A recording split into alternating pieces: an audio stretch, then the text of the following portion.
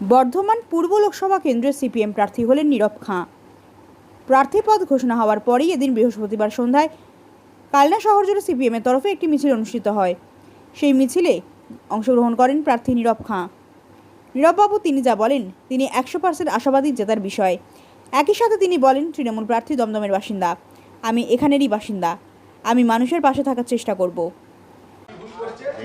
পূর্ব বর্ধমানে তৃণমূল থেকে যিনি দাঁড়িয়েছেন তিনি একদমই নতুন মুখ এবং তার রাজনীতির কোনো অভিজ্ঞতা নেই। আপনার অভিজ্ঞতা আছে? হ্যাঁ, আমি তো ধরুন 2015 সালে প্রথম পৌরসভা নির্বাচনে দাঁড়াই।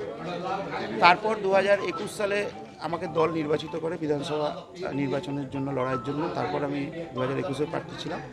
আবার পুনরায় 2022-এ আপনারা দেখেছেন সেই ভোট কীরকম হয়েছিল, তাতেও আমি পৌরসভার প্রার্থী ছিলাম। এটা আবার হচ্ছে আমাকে লোকসভায় দল দাঁড় করিয়েছে। এটা নিয়ে লোকসভায় এই প্রথম আমার কার্যত লড়াই। মানে তৃণমূলে যায় তার তো এখনো পর্যন্ত সেরকম রাজনীতির কোনো অভিজ্ঞতা নেই, একদমই নতুন মুখ। একবারে নতুন। এবারে আপনি কতটা সক্রিয়? সবচেয়ে বড় কথা হচ্ছে তিনি আমাদের এখানে থাকেন বলে আমার জানা নেই, কারণ তিনি থাকেন সম্ভবত, আমি যতদূর শুনলাম, দমদমের প্রার্থী।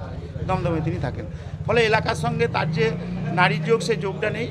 আমি এখানকার একেবারে ছেলে এবং মানে জন্ম এখানে, কর্মও এখানে, ফলে মানুষের পাশে আগামী দিনে সবসময় থাকার চেষ্টা করব এবং এখন তো আছি, আগামী দিনে থাকবো। আশাবাদী, আমরা পুরোপুরি আশাবাদী। আপনার লড়াইটা কি তৃণমূল আর বিজেপি? তৃণমূল বিজেপি উভয়ের বিরুদ্ধে।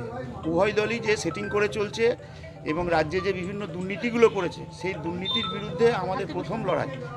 এবং সেই লড়াইয়ের হচ্ছে যে আমরা আগামী দিনে যে পার্লামেন্টে তুলে ধরার যে ব্যাপারটা, সেখানে অবশ্যই আমি অংশগ্রহণ করব।